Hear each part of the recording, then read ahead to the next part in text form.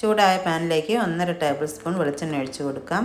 അതിലേക്ക് വട്ടത്തിൽ അരിഞ്ഞു വെച്ച പച്ചമുളകും ഒരു തണ്ട് കറിവേപ്പിലയും ഒരു സവാളയും കൂടി ഇട്ട് കൊടുക്കാം. എന്നിട്ട് നല്ലോണം ഒന്ന് ഇളക്കി വഴറ്റി കൊടുക്കാം. എന്നിട്ട് നമുക്കതിലേക്ക് മുറിച്ച് വെച്ച വെണ്ടക്ക ചേർത്ത് കൊടുക്കാം. മുഴുവൻ വെണ്ടക്ക ഇട്ട് കൊടുത്ത ശേഷം ഒന്ന് ഇളക്കി കൊടുക്കുന്നുണ്ട്. എന്നിട്ട് അതിലേക്ക് ആവശ്യത്തിനുള്ള ഉപ്പ് കൂടി ചേർത്ത് നന്നായിട്ടൊന്ന് ഇളക്കി കൊടുക്കുന്നുണ്ട്. ഇങ്ങനെ നമ്മളിത് ഇളക്കിയാണ് വേവിച്ചെടുക്കുന്നത്. ഇത് അടച്ച് വെച്ചൊന്നും വേവിച്ചെടുക്കുന്നില്ല. അടച്ച് വെച്ച് വേവിക്കുമ്പോൾ ഒരു വഴുവഴുപ്പ് അനുഭവപ്പെടും. അതുകൊണ്ടാണ് അടച്ച് വെക്കാതെ ഇങ്ങനെ ഇളക്കിയെടുത്ത് വേവിക്കുന്നത്. കുറച്ച് സമയം നമുക്കിങ്ങനെ തിരിച്ചും മറിച്ചും ഇട്ട് ഇളക്കി ഇങ്ങനെ വേവിച്ചെടുക്കണം. ഇപ്പോൾ ഇവിടെ നമ്മുടെ വെണ്ടയ്ക്കൊക്കെ ഇവിടെ ഏതാണ്ട് റെഡി ആയിട്ടുണ്ട്.